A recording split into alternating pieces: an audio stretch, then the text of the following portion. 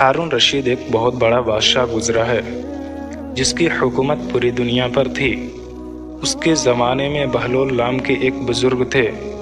وہ اللہ کے بہت بڑے ولی تھے، اسی لیے ہارون رشید ان کا بہت احترام کیا کرتا تھا۔ ہارون رشید کی بیوی جن کا نام زبیدہ تھا، وہ بہت ہی نیک عورت تھی۔ زبیدہ نے اپنے محل میں ایسی 1000 نوکرانیاں رکھی ہوئی تھی جو قرآن کی حافظہ تھی، اور قرآن کی تلاوت کے لیے ان سب کی ڈیوٹی الگ الگ شفٹوں میں لگی ہوئی تھی، جس کا نتیجہ یہ ہوتا تھا کہ محل میں 24 گھنٹے قرآن کی تلاوت ہوتی رہتی تھی، اور اس کا محل قرآن کا گلشن لگتا تھا۔ ایک دن کی بات ہے کہ ہارون رشید اپنی بیوی زبیدہ کے ساتھ دریا کنارے ٹہل رہے تھے۔ ایک جگہ بزرگ دانا بہلول کو بیٹھے ہوئے دیکھا۔ دیکھتے ہی اس نے سلام کیا تو دانا بہلول نے جواب دیا۔ بہلول اس وقت مٹی کا گھروندا بنا رہے تھے، تو ہارون رشید نے پوچھا، کیا کر رہے ہو؟ بہلول نے جواب دیا، ریت میں گھر بنا رہا ہوں۔ ہارون رشید نے پوچھا، کس کے لیے بنا رہے ہو؟ بہلول نے جواب دیا، جو اس گھر کو خریدے گا میں اس کے لیے دعا کروں گا کہ اللہ تعالیٰ اس کو جنت میں گھر عطا فرمائے۔ ہارون رشید نے پوچھا، اس گھر کی کیا قیمت ہے؟ بہلول تانا نے جواب دیا، صرف 1 دینار۔ ہارون رشید نے سوچا، یہ ایک دیوانہ ہے، جانے کیا بڑبڑا رہا ہے، اسی لیے اس بات پر دھیان نہیں دیا اور وہ آگے بڑھ گیا۔ اس کے پیچھے زبیدہ خاتون آئی۔ انہوں نے بھی سلام کر کے یہی سوالات پوچھے، کیا کر رہے ہو؟ کس کے لیے بنا رہے ہو؟ تو بہلول نے پھر وہی جواب ان کو بھی دیا، جو اس گھر کو خریدے گا میں اس کے لیے دعا کروں گا کہ اللہ تعالیٰ اس کو جنت میں گھر عطا فرمائے۔ قیمت پوچھنے پر بہلول نے 1 دینار بتایا، تو زبیدہ نے 1 دینار دے کر کہا، میرے لیے دعا کر دینا، اور پھر وہ آگے بڑھ گئی۔ رات کو جب ہارون رشید سویا تو اس نے خواب میں جنت کے حسین منظر دیکھے۔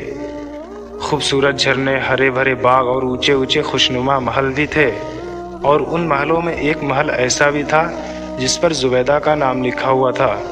ہارون رشید نے سوچا کہ میں دیکھوں تو صحیح میری بیوی کا گھر کیسا ہے، لیکن اس سے پہلے کہ محل میں داخل ہوتا، محل کے ایک چوکیدار نے اسے روک لیا۔ ہارون رشید نے کہا، اس محل پر میری بیوی کا نام لکھا ہے، یہ میری بیوی کا ہے، اسی لیے مجھے اندر جانا ہے۔ چوکیدار نے کہا، نہیں، یہاں کا قانون الگ ہے، یہاں جس کا نام ہوتا ہے اسی کو اندر جانے کی اجازت ہوتی ہے، اس کے علاوہ کسی اور کو نہیں۔ جب چوکیدار نے ہارون رشید کو پیچھے دھکا دیا تو ہارون رشید کی نیند کھل گئی۔ جاگنے پر اسے یقین ہو گیا کہ بہلول کی دعا زبیدہ کے حق میں قبول ہو گئی، اور خود پر افسوس کرنے لگا کہ میں بھی اپنے لیے ایک گھر خرید لیتا تو کتنا اچھا ہوتا۔ وہ ساری رات اسی افسوس میں کروٹیں بدلتا رہا۔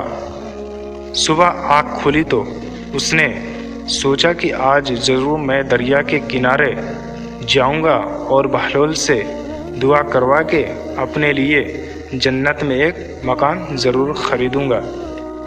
اگلے دن وہ دریا کے کنارے بہلول کو تلاش کرتے ہوئے ادھر ادھر دیکھ رہا تھا کہ اس نے پھر بہلول کو اسی طرح کا مکان بناتے دیکھا، تو قریب جا کر سلام کیا اور بہلول نے جواب دیا۔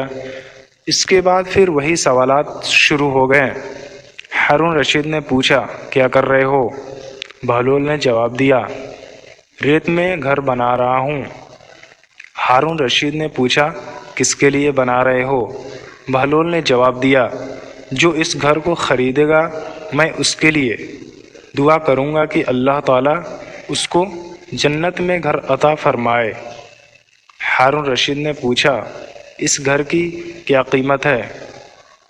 بہلول نے جواب دیا، اس کی قیمت پوری دنیا کی بادشاہی ہے۔ ہارون رشید نے کہا، اتنی قیمت تو میں نہیں دے سکتا، لیکن کل تو 1 ہی دینار کے بدلے دے رہے تھے۔ اور آج پوری دنیا کی بادشاہی مانگ رہے ہو؟